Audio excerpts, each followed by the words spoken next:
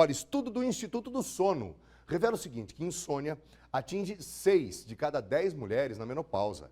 Médicos e especialistas lá de Sorocaba estão dando dicas, né, sobre como as pessoas podem tentar melhorar o sono. Eu tinha antigamente dificuldade com o sono, hein? Também acordava nos horários meio malucos para poder trabalhar, enfim, o tal do relógio biológico deu tilt.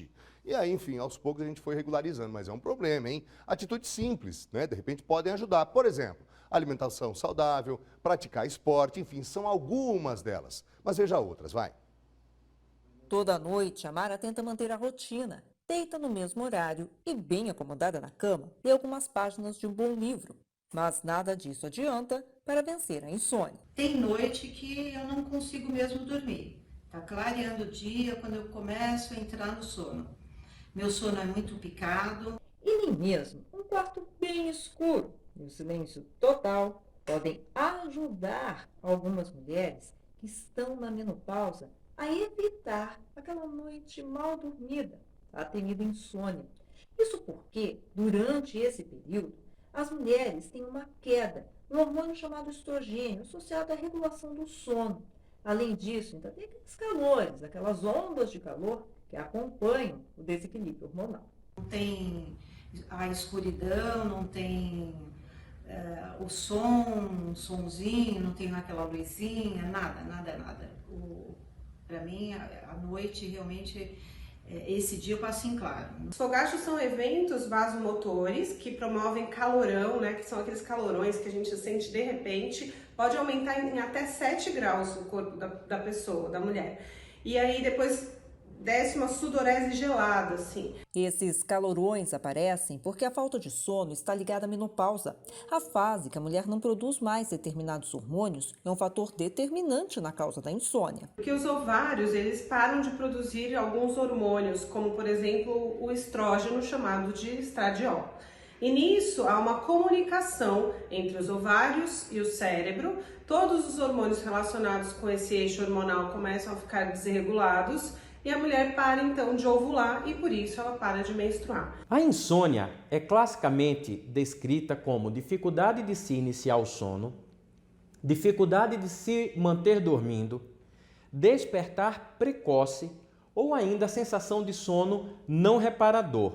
Isso acontecendo pelo menos 3 vezes por semana. E se passar de 3 meses, é considerada a insônia como crônica. E não dormir bem atrapalha outras atividades do dia a dia. Daí se torna assim bem cansativo, né? Porque como você não tem aquele sono de 6, 7 horas, que seria até 8 horas, né? O ideal, não tenho esse sono direto, então eu acordo muito cansada. O cansaço é apenas um dos muitos problemas relacionados à falta de sono durante a noite. A insônia ainda pode causar outros prejuízos à saúde. Alterações do humor, tendência à depressão e ansiedade, que pioram ainda mais a insônia. Aumento do apetite, principalmente para frituras, doces. Alteração da memória, é muito comum a redução da memória, a pessoa se sentir mais esquecida. E a longo prazo, doenças cardiovasculares. Quando a insônia é comprovada como distúrbio base da falta de sono, os especialistas recomendam uma junção de tratamentos. Evitar a vida sedentária, a alimentação correta, em alguns casos, psicoterapia.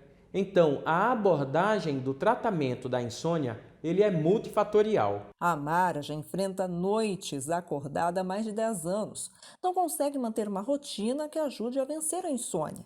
Tenta caminhar 3 vezes por semana, escolhe alimentos mais saudáveis nas refeições, mas ainda não venceu a falta de sono por não manter esses hábitos regulares.